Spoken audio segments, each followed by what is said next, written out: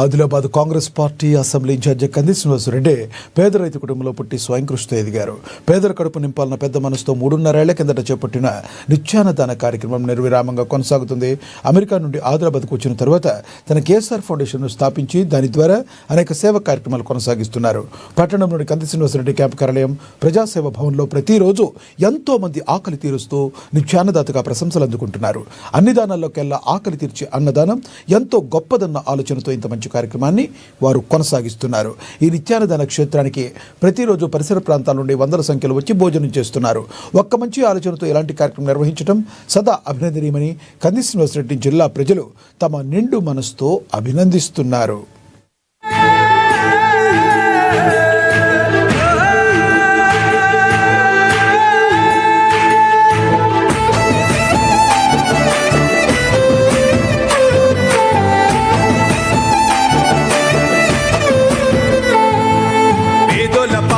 పెద్దవు నీవే, పేరైన అయ్యకు బిడ్డవు నీవే, గండాలు దాటించి నిలిసినవయ్యో, నీ నిండు మనసుకు జోహారులయ్యో.